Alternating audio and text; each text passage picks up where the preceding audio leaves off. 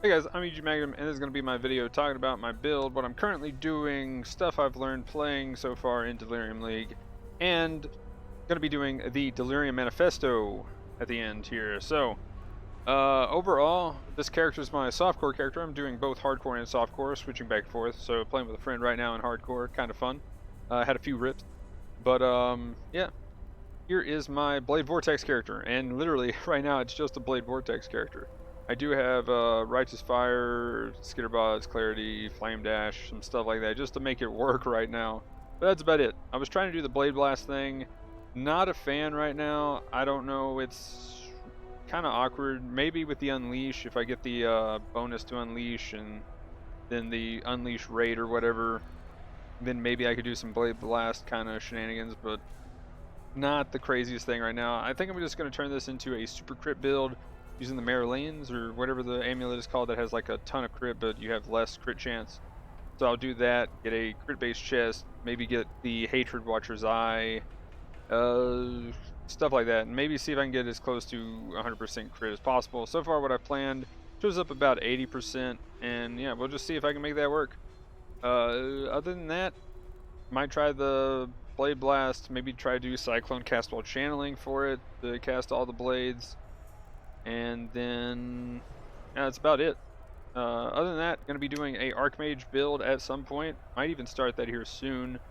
If a friend wants to start a new character, might do that. Otherwise, I'll be doing some Spellslinger, I think, after that.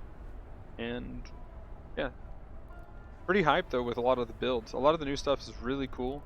Definitely want to try to make some cool mana-based builds and see what I can do with that. But other than that, that's pretty much my plans for my characters. And so far, this character's been doing pretty well. I'm around tier 6 maps, been doing pretty good for currency and stuff. So yeah, overall, Delirium though, for me, I have not had any of the crazy performance issues, and the visibility hasn't been the biggest problem for me. My awareness is pretty decent, so that's fine. My biggest problem with it, though, is not that it's just not really visible as to what's going on, that there's on-death effects, which is just a lot of dumb. And I am hoping that's one thing we're going to see a change when we get into the manifesto. So, yeah, on-death effects is the bane of my existence. I don't know. I don't like them. I think they're dumb, and they're not a good mechanic to really add in. Do I have a better answer for some mechanics? Well, I mean, A, just don't have those, but B, maybe just, I don't know, come up with something else. I don't know. I mean, I don't know why they're in there in the first place is my biggest deal, right? Just do something else, like have them do an attack. Maybe make monsters live longer or something. I don't know. Actually put some beefy stuff in there. But looking at the Delirium orbs, though, and making Delirium maps, super rewarding, really awesome. The Scarab one, I believe, is going up in price still.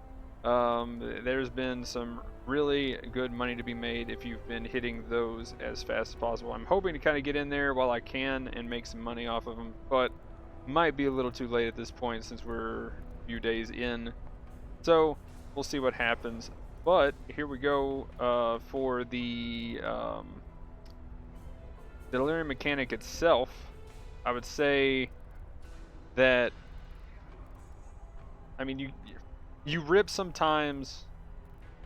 So it's based on you hit the thing, and the farther you get in, the harder things get. So sometimes right now you just run into a wall that kills you, and sometimes you just mow down everything. I don't know. It feels very weird. I haven't been paying attention to the mods I've been rolling on maps, but I'll have even just a blue map where I'm just trying to get the tier 2s or whatever. I'm like spamming transmutes on them, and they don't even have life or anything, and I'll hit a wall of like enemies that I just can't kill. I don't know what it is, and then I'll suddenly or then I'll just clear the entire map and be like, well, that was easy. I get like 6 or something as the reward thing. So, speaking of which, kind of okay, not the worst, but I mean, I guess I've been getting some good drops. Like I got an exalt from it from the currency one, so that's pretty cool, I guess. So it's been okay, been pretty good. But yeah, I mean, I guess that's most of my thoughts. Again, visibility, isn't the worst thing to me. On death effects is pretty much the only thing irking me. Performance for me has been good. Last league, I had horrible performance last league, so I didn't play it too much, and I really wanted to. So I'm glad I'm able to play it this league, and I understand and feel for anybody who's having big frame drops and just performance issues and making it just not fun to play. Because I know the feel. Like I said, I kind of didn't play too much last league because of that.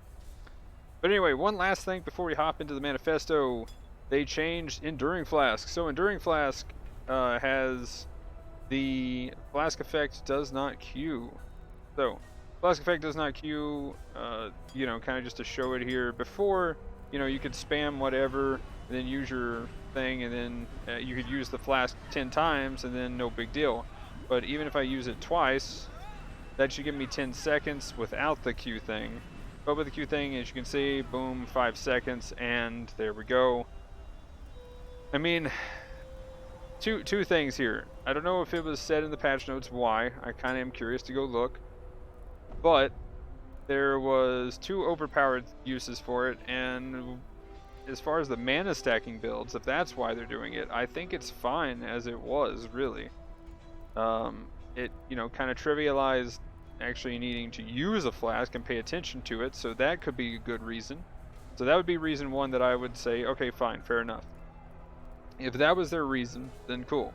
Reason number 2, the Pathfinder Ascendancy, either from the Scion or the Pathfinder, made it so you could infinitely just use that and it would never run out. Cool. If that's the other reason, outstanding. Reason number 3 that they could have done this is for melee builds and say bow builds or anything that was attack based that really, you know, you reserved and you had like, you know, 50 mana left or something.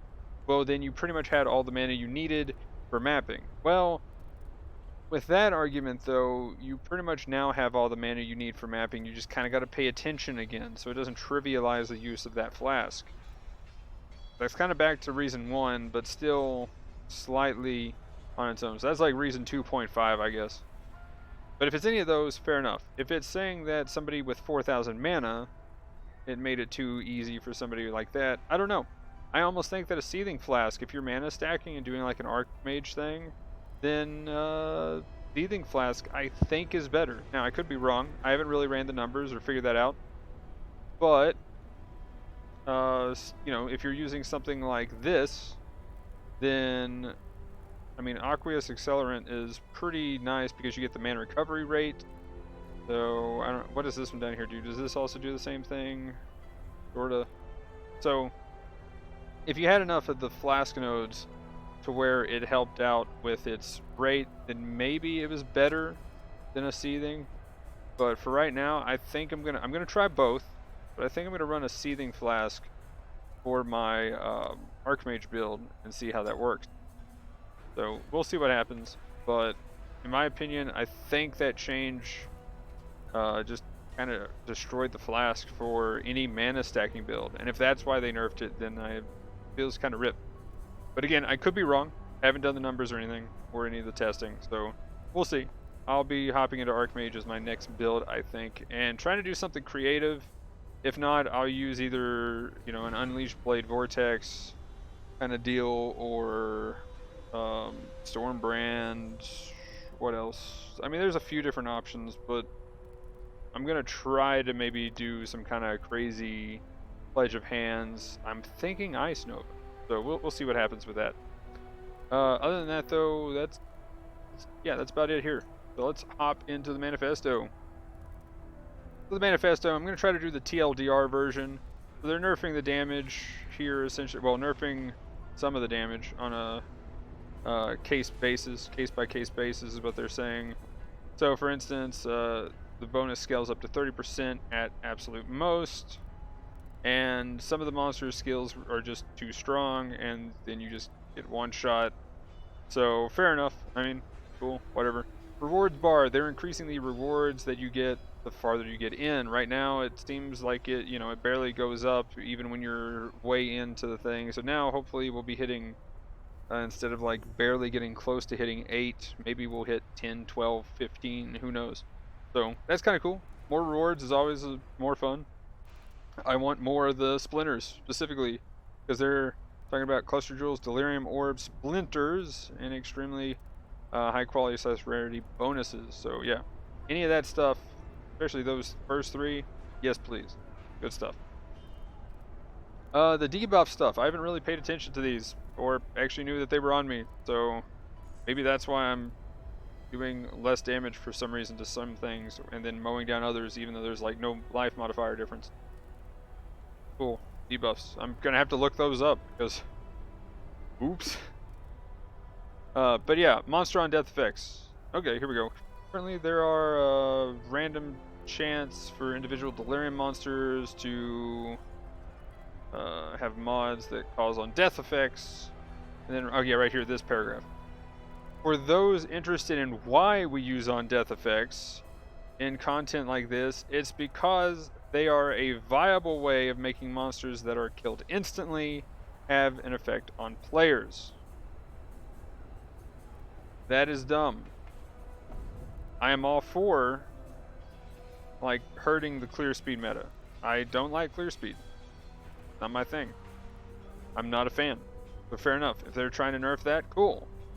But the thing is, not only do you nerf the guy going really fast, you also nerf the guy that's also getting one shot by the random on death effect because he's just slow still. So you're punishing everybody with this kind of mechanic, not just the clear speed dude. So make really good monsters. Just make good monsters. They're capable of it. We've got really good, awesome boss fights. I mean, that's just a fix the game issue, is pretty much what that is. So take the on death effects out for now. Like, let it just exist, because the people who are really good at doing clear speed stuff will do clear speed stuff. It's gonna happen. And then just, you know, I don't know. Not a fan of on death. I don't think it's a good mechanic at all in pretty much any game. Just not a fan of it. Yeah. So Delirium alongside previous content, they're gonna give more time when you're doing stuff like Cassia and stuff like that. Outstanding. Good job. High five. Delirium item drop vacuuming. Again, I don't think you will need that if you just fix this. But, because they said they were having some performance issues with doing it. So if it happens, cool. But fix the on death effects. Sorry if I'm beating a dead horse by saying that, but yeah, I don't like on death effects. Porcupines, hate them. They added more porcupines with then elemental damage, and then they nerfed Mortal Call. So yeah, I hate porcupines. Death meter. Or depth meter. Did I just say death meter? Well. Anyway, depth meter. Death meter, close enough, you know. The farther you get in, the more likely you're going to die. Yeah, that's kind of cool. They add a meter showing you how deep you are into the delirium. Outstanding. I was wondering if... I was looking, like, the first couple of days for any indicator to be like, how deadly am I in? And performance, again, I haven't had too many performance issues. Hallelujah. But I know how bad it feels to have performance issues, so hopefully they get that fixed. So good luck GGG, and good luck to people who have performance issues. Visibility. Again, visibility hasn't been my biggest issue with it so far. Maybe once they fix the on death effects, and if I run into something that seems a little BS. But so far I haven't really found anything too BS, or anything that I haven't been able to see or figure out why I died. So yeah, I mean, it just seems like a lot of the damage is over the top when I do get hit by something, but I haven't really had a problem seeing it. Again, though, I do have pretty good awareness when it comes to most games, so fair enough. But if people are complaining and having problems with it, they need to fix it, cool. I'm not going to say, like, don't do this, you know, like, I'm not saying that at all. I'm not saying that it doesn't need to be changed, but do like the atmosphere. They could keep the same color scheme going and do it, cool. But if they have something like right here, improving color grading, if they have to make something red, then just make something red. Like, it's not gonna be the end of the world, guys. So fair enough. But for me, I don't know, if it stayed the same color, it would be like, cool, they can make it work with the same stuff. But if they have to change it, then oh well, they have to change it. Make the Delirium button bindable. Oh yeah, that would be awesome to just have that bindable. That is super pog, dude. That is a nice positive note in the thing on. Here's a summary TLDR. But anyway, guys, that'll be it for this one. Usual stuff will be down in the description. Twitch, Discord, Twitter, that stuff. But anyway, guys, let me know what you think of Delirium so far, what your plans are, and what you've been doing, and what crazy builds and money-making schemes and Delirium maps you've run into in the comments down below. But anyway, guys, that'll be it for this one. Thanks for watching. Have a good one. Peace.